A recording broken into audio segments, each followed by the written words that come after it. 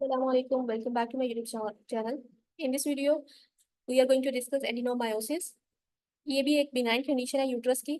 अब इसमें ऐसा होता है कि हमारे पास मायो मतलब इसके नेम में भी आयरन है मायो।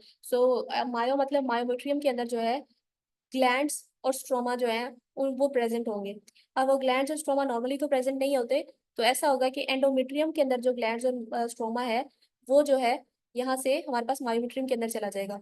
तो दिस इज कॉल्ड एडिनोमायोसिस। इसमें हमारे पास जो है अब मायोमेट्रियम के अंदर अगर ग्लैंड और स्ट्रोमा आएगा तो मायोमेट्रियम की हाइपरट्रॉफी भी होगी, which can be the diffuse और फोकल। ठीक है।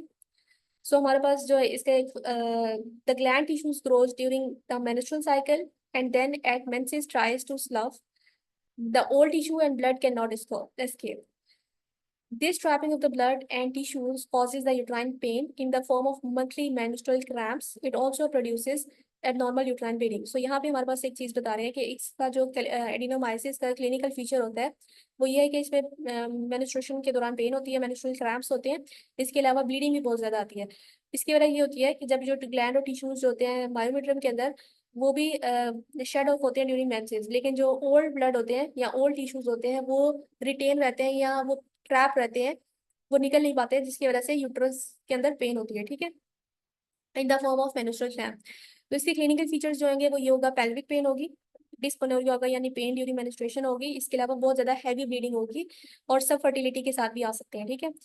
और इसमें जो नॉर्मली जो पेशेंट प्रेजेंट करती है वो 40 ईयर से अबव होती है और उसका जो है ना यूट्रस का साइज जो है बहुत ज्यादा इंक्रीज होता है। मतलब यूट्रस का साइज जो है वो 6 से 10 वीक्स प्रेगनेंसी साइज के जितना होता है। यूट्रस जो है सॉफ्ट बॉगी फील होता है ऑन पेल्विक एग्जामिनेशन, ये इसका कैरेक्टरिस्टिक फीचर है।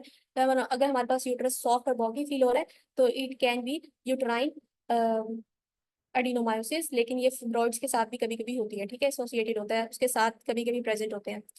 जब ये रिकमेंड किया गया है कि बायोमेनुअल एग्जामिनेशन की जाए आफ्टर मेनिस्ट्रेशन और बिफोर मेनिस्ट्रेशन, ताकि चेक किया जाए यूट्रस की कंटोर साइज और कंसिस्टेंसी को। ठीक है, इससे अंदाजा हो जाता है कि ये यूट्रस जो है इसका साइज या वॉगी है या सॉफ्ट है। तो इसको हम बार बार रिपीटेड बायोमेनुअल एग्जामिनेशन करेंगे बिफोर और आफ्टर मेनिस्ट्रेशन।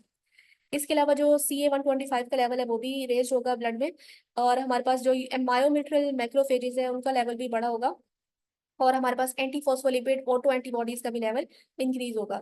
MRI जो है वो ट्रांसवेजाइनल अल्ट्रासाउंड से ज्यादा बेहतर होता है इनको डिटेक्ट करने के लिए। इसकी सेंसिटिविटी और स्पेसिफिसिटी भी ज्यादा होती है। इसको मैनेजमेंट करने के लिए हम हिस्टेरेक्टमी कर सकते हैं।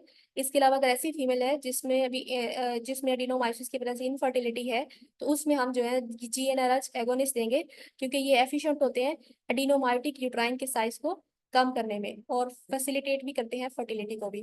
इसके अलावा हम यूट्राइन इमोबिलाइजेशन कर सकते हैं। It is an effective and safe method in the treatment of adenomyosis but the recurrence rate is not yet evaluated. लेकिन इससे ये नहीं मालूम कि ये रिएक्टर हो सकते हैं नहीं नहीं। सो ये एक छोटा सा टॉपिक था एडिनोमाइसिस का। If you have any question you can ask.